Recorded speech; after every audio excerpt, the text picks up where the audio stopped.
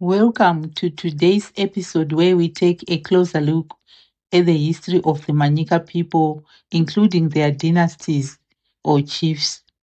Thank you so much for subscribing and joining me on this journey revisiting our roots. The Shona people of Zimbabwe are divided into several subgroups, each with its own dialect and cultural practices. The major subgroups include the Zezuru, Karanga, Manyika, Ndau, and Korekore.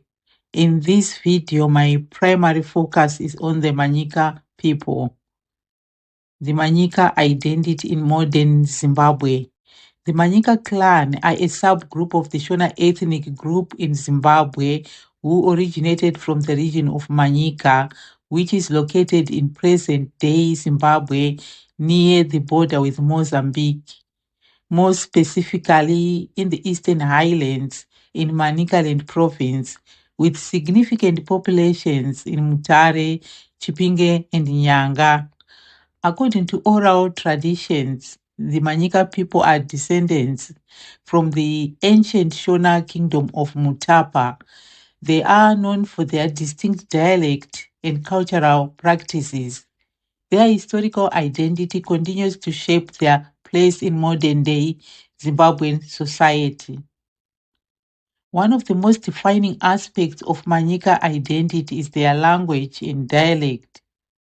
They speak a dialect of the Shona language, which is one of the main languages spoken in Zimbabwe.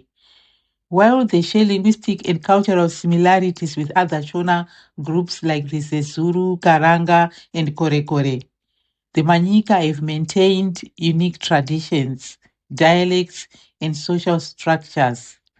And also, while they speak a form of Chishona, Chimanyika has unique linguistic features that set it apart from other Shona dialects. Manyika speakers take pride in their distinct pronunciation and vocabulary, which reflect their deep cultural roots. Chimanyika is spoken by people in the northern parts of Manicaland province of Zimbabwe, Nyanga, Honde Valley, Mutasa area, whilst Chibocha is spoken by people in the southern part of Manicaland. Manyika differs from Karanga and Zezuru dialects in a variety of small ways. There are certain variations in vocabulary.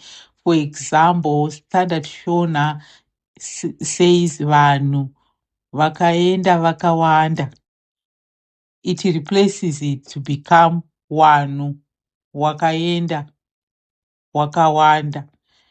As a result, the Manyika do not use the prefix va in any form, as they pronounce it as either sa or wa. This is how they are generally recognized as being Manyika. In modern day Zimbabwe, however, the prevalence of Standard Shona and English in schools and urban centers has somewhat diminished the widespread use of Manyika. Despite this, Manyika remains a vital symbol of heritage, especially in rural communities and among elders who work to preserve their language through oral traditions and literature. If Manyika is one of the cluster of Shona-speaking peoples, why is their dialect so different? According to historians, the Manyika have existed as an ethnic group discrete from other Shona groups only since the 1930s. It was not until well into the colonial period that people of Mutasa and Makoni, in reaction to the activities of European missionaries and administrators, began to have the common feeling of being Manyika.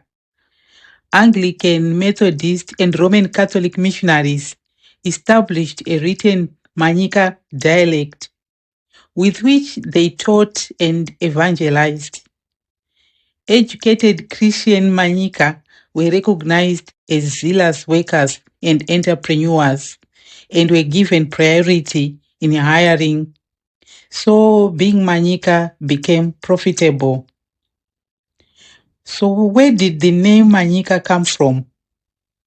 The term Manyika has a long recorded history. Back in the 16th century, the Portuguese reported the existence of a chiefly territory called Manica and called the large region around the Manica chieftains Manicaland. When the British came in the 19th century, they also picked up this historic term to apply to people who lived in that area. So most people, however, living in this region never thought of themselves as related in any way to the Manyika chieftains. So where did extended Manyika identity, the concept Manyika, come from? Historian H.K. Bila tells us that the original historical meaning of Manyika is the people of Chief or King Mutasa. This territory lies north and northwest of the modern-day Mutare city. The term came as a result of wars between Mutasa and Makoni in the western side bordering Chief Mutasa's kingdom.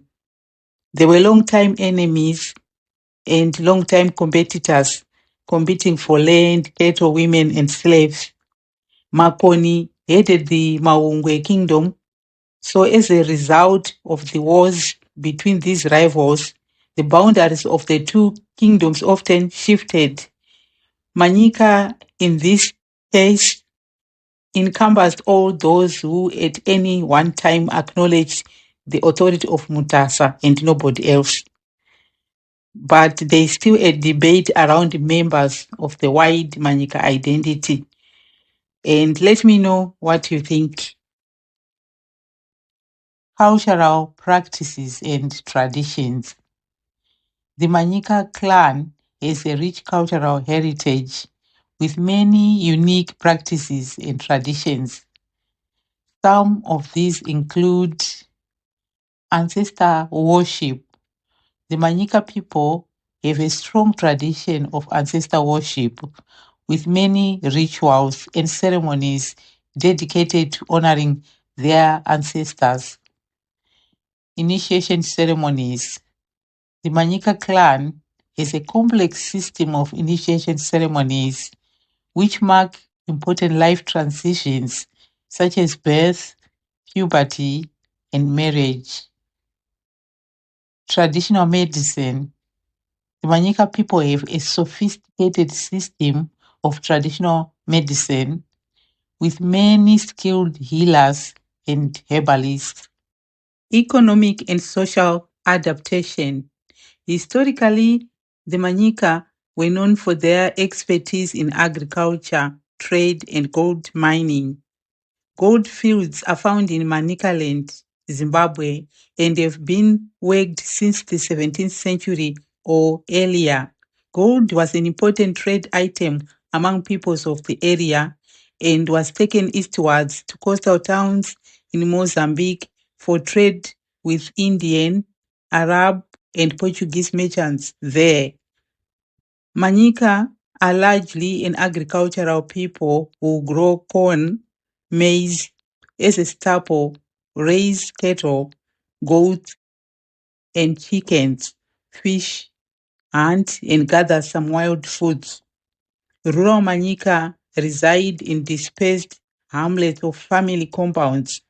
Their roundhouses surrounding communal cattle corral. Today, Manyika communities remain active in farming and commerce, with Manicaland being a hub for tea, coffee, and fruit production. Many Manica people have also migrated to urban areas in search of education and employment, integrating into Zimbabwe's diverse economic landscape. However, globalization and urbanization have impacted traditional Manica lifestyles. While some customs and values remain strong, younger generations are increasingly adopting modern lifestyles, often at the expense of traditional practices. Manyika people origins and early history. The origins of the Shona people, including the Manyika clan, are complex and multifaceted. To trace the origins of the Manyika people, let's look back into ancient times. The Manyika origins can be traced back to early Bantu migrations and the establishment of powerful pre-colonial Shona kingdoms. Like other Shona groups, the Manyika are descendants of Bantu-speaking communities who migrated from Central Africa. According to historical and archaeological research, the Shona people, including the Manyika clan, are believed to have migrated from the Great Lakes region of East Africa, especially from the areas around Lake Tanganyika and Lake Malawi. This migration is part of the larger Bantu migration, which occurred around 2000 to 1500 BCE to Southern Africa, bringing with them their languages, culture, and technologies. Shona migration routes. The Shona people, including the Manyika clan, are believed to have followed several migration routes, including the Zambezi River route. Many Shona groups migrated along the Zambezi River, which flows through present-day Zambia, Zimbabwe, and Mozambique. The Save River route. Others migrated along the Save River, which flows through present-day Zimbabwe and Mozambique. Settlement and expansion. Once they arrived in Southern Africa, the Shona people, including the Manyika clan, settled and expanded their territories through a combination of conquest, assimilation, and trade. The Manyika are believed to have separated from other Shona groups due to their settlement in the Eastern Highlands, which created a degree of isolation and cultural differentiation. The Manyika clan specifically settled in the eastern part of present-day Zimbabwe, near the border with Mozambique. They established their own kingdom with its own system of governance, laws, and customs. So, what is the connection between the Manyika and Great Zimbabwe? Is there any connection at all? The Manyika people, a subgroup of the Shona ethnic group in Zimbabwe, share a deep historical and cultural connection with Great Zimbabwe, the medieval stone city that was the center of a powerful kingdom between the 11th and 15th centuries. While the Manyika were not the primary builders of Great Zimbabwe, their history is intertwined with the broader Shona civilization that emerged from this influential state. Great Zimbabwe and the Shona civilization. The builders of Great Zimbabwe were ancestors of the Shona people, who later branched into subgroups, including the Karanga, Zezuru Korekore, and Manyika. The Rozi Empire descendants of Great Zimbabwe rulers later fragmented, leading to the formation of smaller Shona states, including the Manyika kingdom. The Torwa and Mutapa states also emerged from Great Zimbabwe's decline, with the Manyika people establishing their own chiefdoms in eastern Zimbabwe. While the Manyika were not the original rulers of Great Zimbabwe, they inherited aspects of its political and cultural legacy. A political and trade connection. The Manyika kingdoms, under chiefs like Mutasa, engaged in trade with the Portuguese, similar to how Great Zimbabwe traded with the Swahili and Arab merchants. Gold mining, a key economic activity of Great Zimbabwe, was also practiced in Manyika land, where the Manyika controlled resources like gold and ivory. Cultural and architectural influence. Though the Manyika did not build stone structures as monumental as Great Zimbabwe, their traditional stone enclosures, Mazimbabwe, reflect similar building techniques. Oral traditions among the Manyika reference migrations from the south, where Great Zimbabwe is located, suggesting ancestral ties. Spiritual and ancestral beliefs.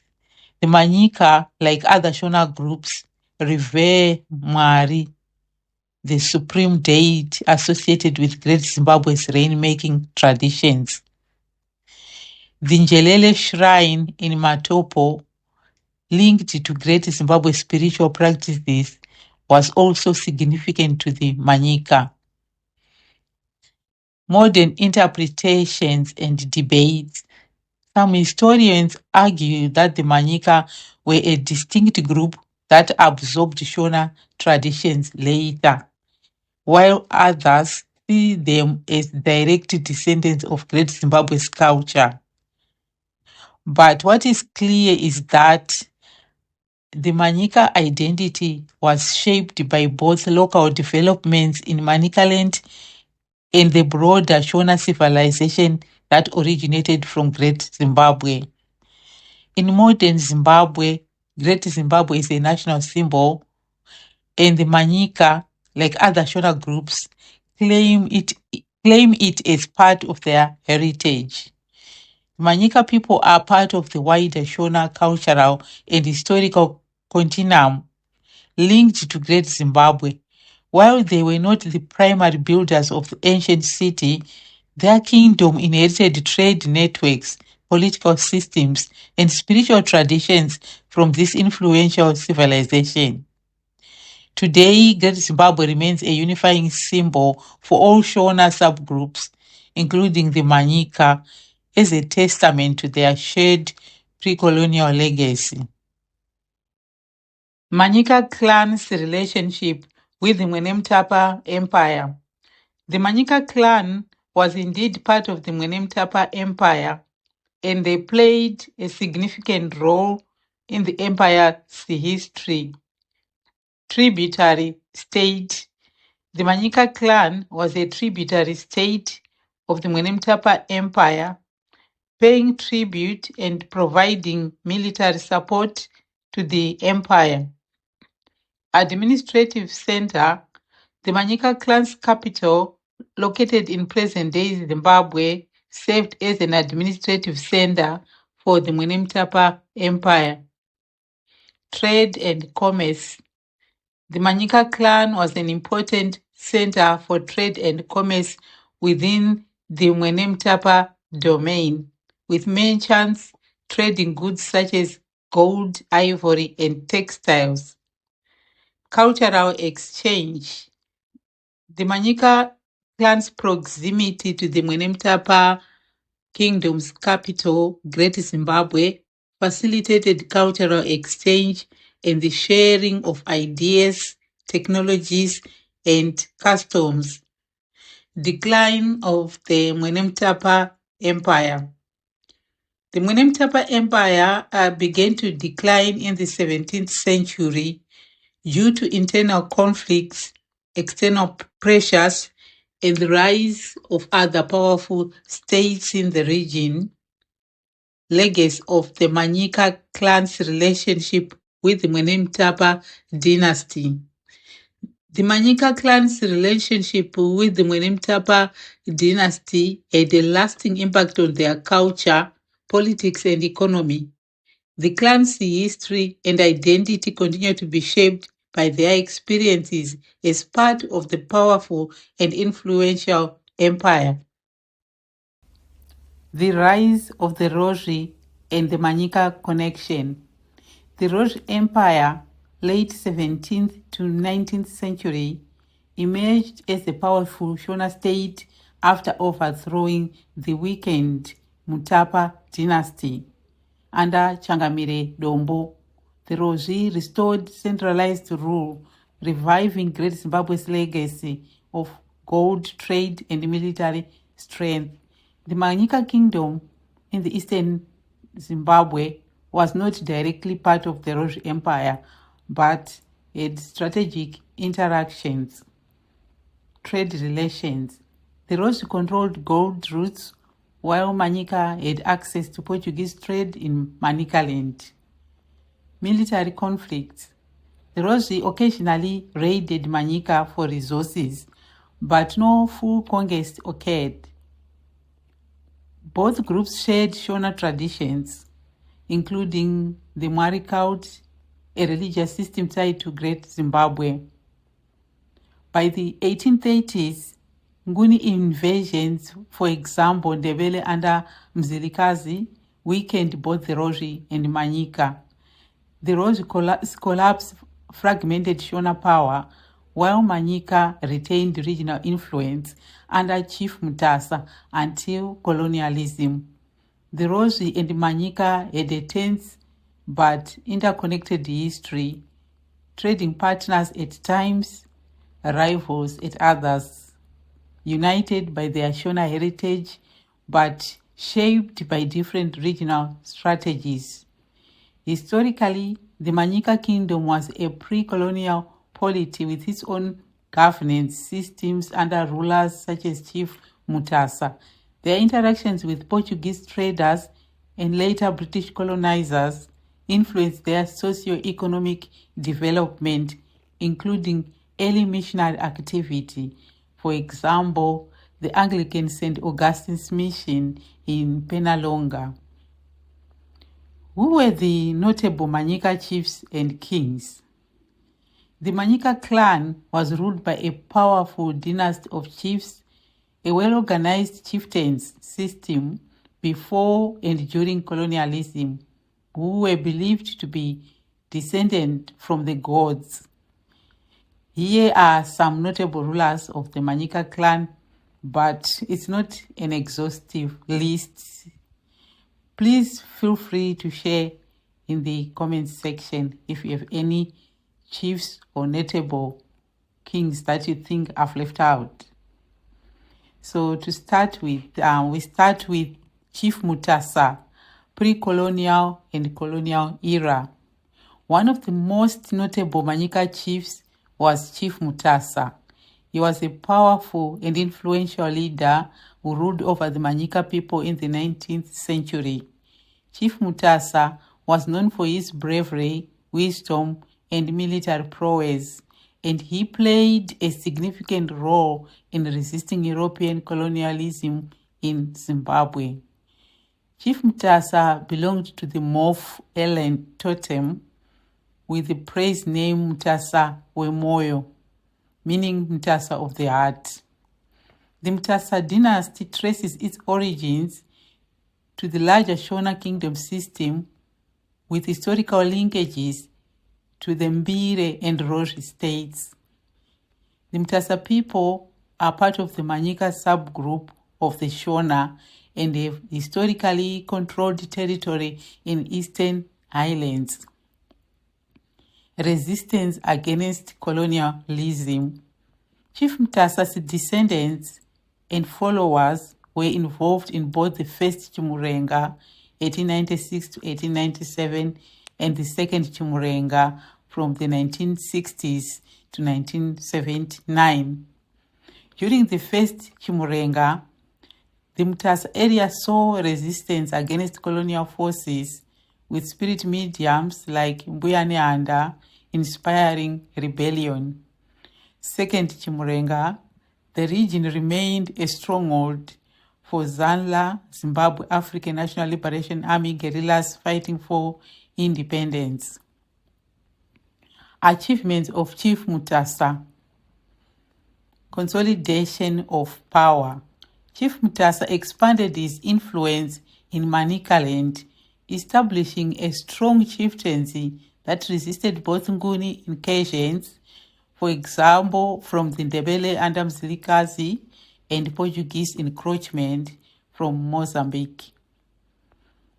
Diplomatic relations. He maintained alliances with neighboring Shona dynasties, such as the Rori and Maungwe, to strengthen its position against external threats. Economic control. The Mutasa territory was strategically located along trade routes to the Indian Ocean, allowing him to control trade in gold, ivory, and other goods. Cultural preservation. The Mutasa dynasty upheld Shona traditions, including the Mwari, Mlimo religious cult, which played a role in later resistance movements. Linkages with other Shona dynasties, especially the Rori connection. The Mutasa dynasty had ties with the Rori Empire, which dominated much of present-day Zimbabwe before the Ndebele invasions. Some traditions suggest that the Mutasa chiefs were Rori offshoots or allies. Manyika relations. The Mutasa rulers were closely linked to the Manyika people and sometimes clashed or collaborated with the Makoni dynasty in neighboring Rusape. Portuguese interactions. The Mutasa chiefs engaged in both trade and conflict with Portuguese settlers in Mozambique, balancing diplomacy and resistance. So how did Chief Mutasa's reign ended? The decline of Chief Mutasa's autonomous rule came with, firstly, with colonial incursions. In the late 19th century, British South Africa Company BSAC forces, led by Cecil John Rhodes, agents, began encroaching on Manicaland. Loss of sovereignty. Like other Shona chiefs, Mutasa's authority was undermined by colonial administration, leading to indirect rule under British control. Chimurenga resistance. The Mutasa people participated in the first Chimurenga against British rule, though the uprising was eventually crushed. Legacy. Chief Mutasa's legacy is still celebrated among the Manyika people today. He is remembered as a hero who fought for his people's freedom and independence. Most famous Manyika ruler leading the Mutasa dynasty is Wamutapa Gumbo clan. Controlled territory from Nyanga to Chipinge, engaging in gold and ivory trade with the Portuguese. Initially resisted, but later negotiated with British colonizers in the 1890s, losing some autonomy. The Mutasa dynasty still exists today under Chief Mutasa, though with reduced political power. Chief Mutasa is a significant figure in the history of Shona people, particularly in the eastern region of Zimbabwe, present-day Manicaland. His reign, achievements, and connections with other Shona dynasties, as well as his role in the Chimurenga anti-colonial resistance, are important aspects of Zimbabwean history. Chief Makoni's reign, legacy, and role in Chimurenga, not to be confused with the Zezuru Chief Makoni, who fought in the first Chimurenga. Chief Makoni was a powerful and influential Shona ruler in Manicaland, Zimbabwe, known for his resistance against colonialism. His dynasty played a key role in regional politics, trade, and warfare, and historically controlled areas around present-day Rusape. Their lineage, political influence. Makoni maintained alliances with neighboring chiefs, including Mutasa and Chiduku, to strengthen his authority in Manicaland. Cultural leadership. The Makoni chieftainship upheld Shona traditions, including ancestral worship and the authority of spirit mediums, Masvikiro, which later played a role in Chimurenga uprisings. linkages with other Shona dynasties. Rosary Empire connection. The Makoni dynasty may have originated from Rosary offshoots, as many Shona chiefs in eastern Zimbabwe had ties to the once dominant Rosary state. Relationship with Mutasa. While sometimes rivals, the Makoni and Mutasa dynasties cooperated against common enemies, such as the Ndebele and later the British. Portuguese interactions. Like Mutasa, Makoni engaged in both trade and conflict with Portuguese settlers, balancing diplomacy with resistance. So, how did Chief Makoni's reign end? Chief Makoni's downfall came with the arrival of British colonial forces. British South Africa Company BSAC invasion. In the 1890s, Cecil John Rhodes' forces moved into Mashonaland, demanding submission from local chiefs. Resistance and rebellion. Makoni initially resisted colonial rule, leading to clashes. His people participated in the First Chimurenga 1896 to 1897 alongside other Shona and Ndebele groups. Capture and execution. After fierce resistance, Chief Makoni was captured by the British in 1896. He was publicly executed by firing squad in Rusape as a warning to other rebellious chiefs. His death marked the end of an independent Makoni chieftaincy, though his lineage continued under colonial oversight. His role in Chimurenga. First Chimurenga 1896 to 1897, Makoni's warriors fought alongside spirit mediums like Neanda Nyakasikana and Kagubi, who inspired rebellion against British rule. In Second Chimurenga 1960s to 1979, the Makoni district became a hotspot for guerrilla warfare, and the legacy of Chief Makoni's resistance was invoked to inspire liberation fighters. His legacy is that he is a symbol of resistance. Chief Makoni is remembered as a martyr in Zimbabwe's struggle against colonialism. His execution by the British made him a symbol of defiance. And in modern recognition, today the Makoni district, named after him, and his descendants continue to honor his legacy. Schools, roads, and institutions in Zimbabwe bear his name. Cultural influence. The Makoni dynasty remains an important traditional authority in Manicaland, preserving Shona heritage. Next, I'm just going to mention some additional more Manyika chiefs just in passing. So the next is Chief Tangwena's reign, his resistance, and legacy in Manicaland. Chief Tangwena, also known as Chief Rekai Tangwena, was a legendary Shona leader in Manicaland, Zimbabwe, renowned for his fierce resistance against colonial land dispossession and his role in Zimbabwe's liberation struggle. His defiance against the Rhodesian government in the 1960s and 1970s made him a national symbol of resistance. His totem and lineage.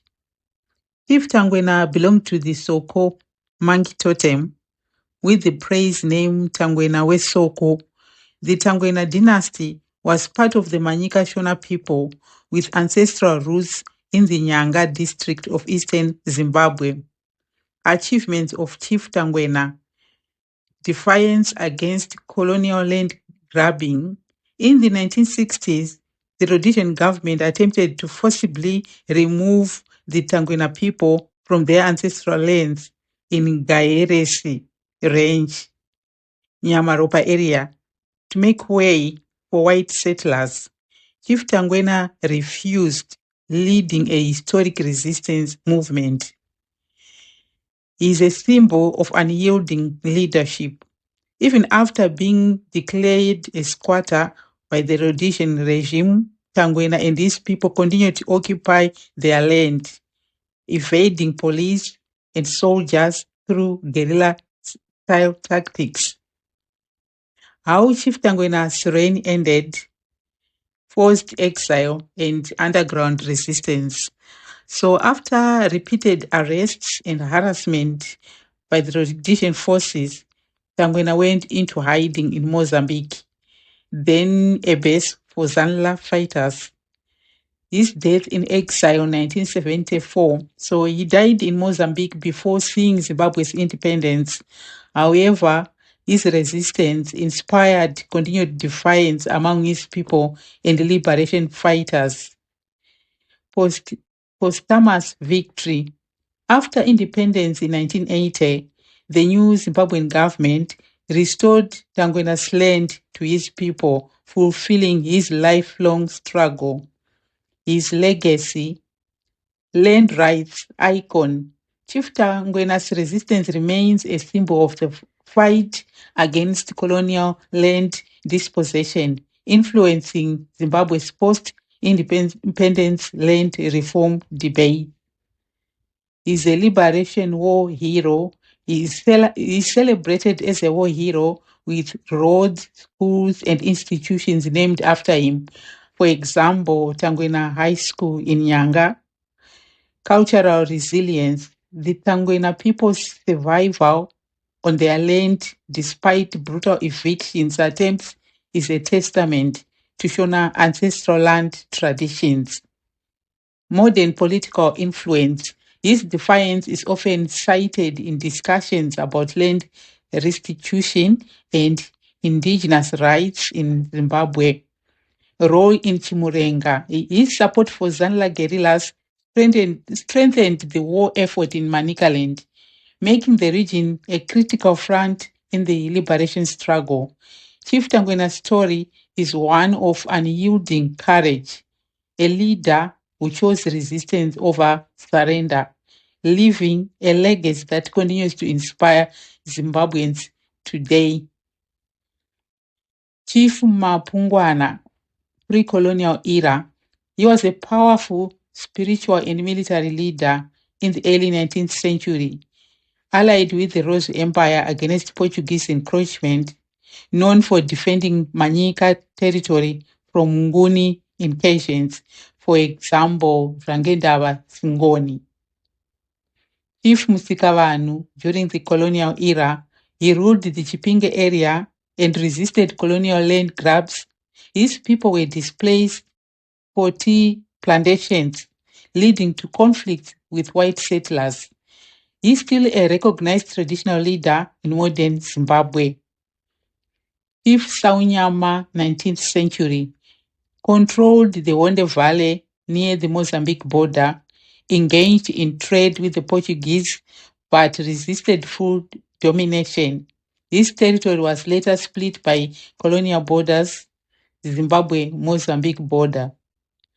Chief Zimunya, during the colonial era to present, he ruled near Mutare, by then it was Umtali, and faced forced removals under British rule. Today, the Zimunya community remains a key cultural hub in Manicaland. Chief Pikwaka, he was a powerful chief who expanded the Manyika clan's territory and established a trade relationship with neighboring kingdoms. Legacy of Manyika chiefs today. Manyika chiefs lost political power under colonialism but retained cultural influence. Some, like Mutasa and Tangwena dynasties, are still respected in modern Zimbabwe politics. Their resistance against land seizures inspired later liberation movements. Summary conclusion. The Manyika clan, like other Shona peoples, migrated from the Great Lakes region of East Africa to Southern Africa, specifically to present-day Zimbabwe. They followed various migration routes settled and expanded their territories, establishing their own kingdom and cultural practices. The Manyika people have played a significant role in Zimbabwe's history, particularly in the pre-colonial and colonial periods. The ancient kingdom of Mutasa, ruled by the Manyika chiefs, was one of the most powerful political entities in the region. Their involvement in resistance against colonial rule further solidified their place in Zimbabwe's national narrative. Considerable rural-urban migration by Manyika has transformed social organization in rural areas. Today, the Manyika clan is still an important part of Zimbabwean society, with many members continuing to practice their traditional customs and ways of life. However, the clan has also adapted to modern times, with many members involved in education, business, and politics. So today we end here, and so I hope to meet you next time when we explore another group of the Shona peoples of Zimbabwe. Next time we'll be exploring the Korekores. So don't go ahead, leave a comment. Thank you.